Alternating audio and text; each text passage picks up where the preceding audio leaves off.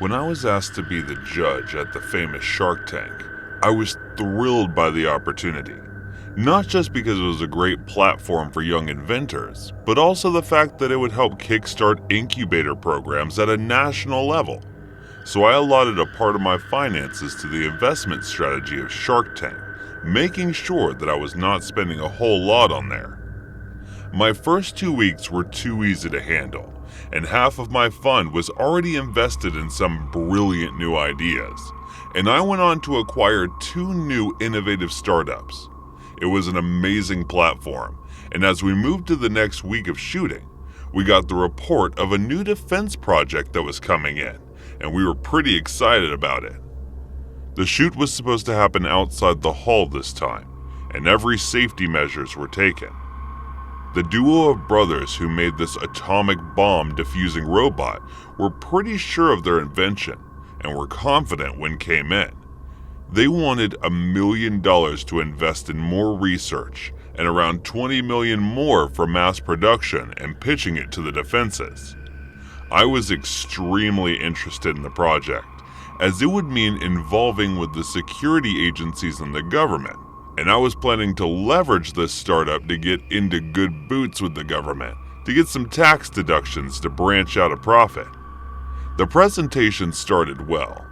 The boys were confident, and so was I. And then we moved out for the experimentation phase and went out to test it. One of the boys was the marketing head of it and talked money with us.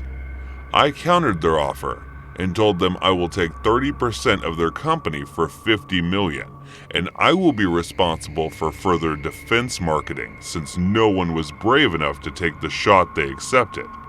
I made the offer before they could even test the device.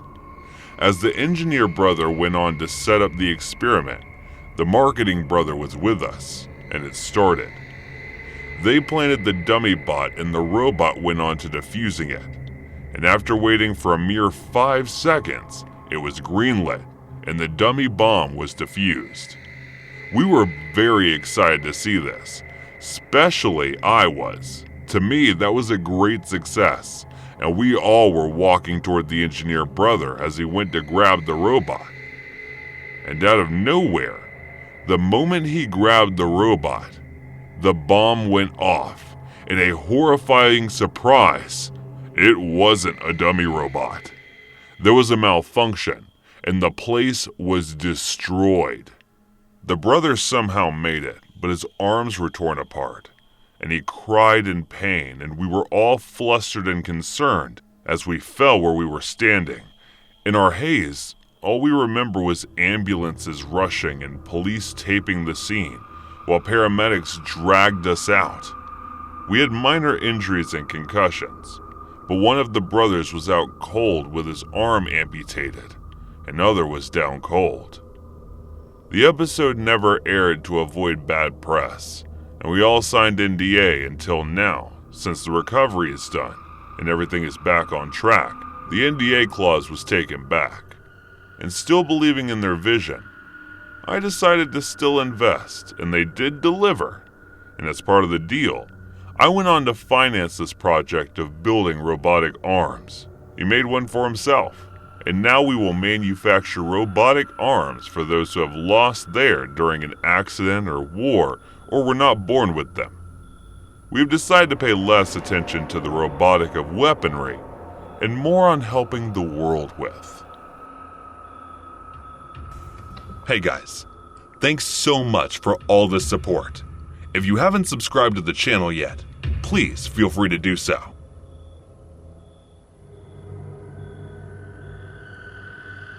Last year, hype over the TikTok app was at its peak, so I foolishly decided to see what the big deal was. Don't get me wrong, some of the surface stuff was pretty cool. All little dance routines and lip sync videos keep me entertained for a while. But I think I went a little too deep down the rabbit hole, because I found just about the creepiest trash I'd ever come across. I'm not even sure how I found this guy. I mean, like I said, I was just tapping and scrolling, going further and further down my TikTok rabbit hole. But somehow, I ended up watching a video of this guy with glasses and a handlebar mustache saying stuff like, "Good morning, my queens above 18." So as you can imagine right away, I'm all like, what in God's name is this mess? I scrolled through his TikToks a little before coming across another video from the sky, the king, where he greets people with queens above 18. First of all, who says stuff like that? But second, the guy was obsessed with the ideas of his queens being above 18. Like anyone who talks about it, that much is definitely a little PSAs. But then the video goes on showing him asking all of his queens to do something called the King Challenge, which turned out to be nothing more than getting girls to wear a white t-shirt and then having them pour water down the front of their shirt. I'm not kidding. It's all the King Challenge involved. It was just the creepy way he tried to sound almost fatherly about it, to like, I swear to God, at one point even said like, try to make it fun. Make a little game out of it, McQueens. Just everything about this guy screamed to absolute creep, and I was barely surprised when I saw that he'd replied to a comment asking, "Why have you been talking to my 16-year-old girlfriend?" or something like that. So as you can tell, TikTok is on thin ice already. I'm already kind of jabbed with social media in general, purely for the number of creeps that use it. And that's on top of the fact that social media is super bad for your mental health. Like, I don't want anything on my phone that makes me feel terrible or creeps me out. Then I'm not kidding. Like 5 minutes later, I'm scrolling through some of the less popular dance TikToks when I come across the video that made me go, I'm out. It starts off with this old dude like crouched down propping his phone against something to record himself. So at first, all you see is this dude's wrinkles. And then as the guy steps away from the phone, you see his barefoot with jeans on. Then there's nothing on his upper half, but what I'm guessing was one half of an extra small girl's bathing suit with the tube top kind. And then he starts doing these creepy hand dances while growling completely inaudible words underneath his breath, all in what looked a lot like the basement of a serial killer. All I could think was that his little dance routine might be the last thing I see before he bashes my Scotland or something. And this cold shiver just runs right through me. I get that apps like TikTok make people happy and bring people together and all that good stuff. I honestly get that. But to me, social media has always been this glimpse into how petty, immature, and downright frightening human beings can be. So yeah, TikTok. It's going to be a no for me, dog. I'm a French student doing a master's in Amsterdam in the Netherlands. I live alone in apartments in a building where there are only students. I'm 22, enjoying life peacefully. To give you a bit of context, I live in a calm, good neighborhood. The only noises I had here are the tram or parties in the building since a lot of students are there. One night around 10 p.m., I hear a knock on my door. I live on the 3rd floor, and to get to my front door, you have to open the main door, which needs a key. Then you need to open the door to my corridor with the same key. So people who want to come to my door must have the key, call me, or ring at the door so I could open the door for them from my apartment. Nothing of this happened. I just hear a knock at my door. I usually open the door without a second thought, whether it's my landlord or a neighbor asking for something. As he told you, I feel pretty safe in the building, and I could also take care and defend myself in case anything happens. But this time, for some reason, I had a bad feeling about this. I didn't move at first. I thought the person would just leave.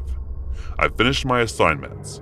However, the knocking continued for 30 seconds. I said, "Yeah," in English. The person knocking doesn't say anything. I say in English again, "Who is it?" The voice answers in English. It's Uber Eats, which is weird because Dutch always speak in Dutch, and I recognize the voices and accents of everyone on my floor who have the key to access the floor. So it wasn't a neighbor, it wasn't my landlord, it was someone claiming to come from Uber Eats. But the issue is, I didn't order anything from Uber Eats that day. The voice was unfamiliar. In case it's a prank or a neighbor pulling a joke, it was also a deep voice, at least 40 and probably a smoker. I replied that I didn't order anything, you must have it wrong. After a few seconds, the knocking continues and the same voice says, "Pretty sure you did have an order under your name." I start panicking. I look around and pick up a knife in case he breaks the door because the knocking was getting a bit louder. I checked if my door was locked. It wasn't. I was literally 10 centimeters away from him. My front door was the only thing keeping him from me, and I'm glad it doesn't open from the outside. He needed a key to open it even if it's not locked. I stepped again and asked, "What's the name?" He seems to be thinking for a few seconds when a final knock occurs. It was loud and it translated some anger frustration. Finally, I hear him going down the emergency stairs right next to my apartment. The steps were heavy and the person was clearly in a hurry. I don't know what he wanted or what would have happened to me if I'd opened the door as I usually do. I still haven't understood how he got through the 2 doors. And why did he come specifically to the last apartment on the 3rd floor? Did he try others before I posted the post about it on the WhatsApp group we have in the building? No one saw anything suspicious, so no one opened the door for anyone. Either way, I'm lucky for my instinct telling me not to open the door, and I'm glad I listened.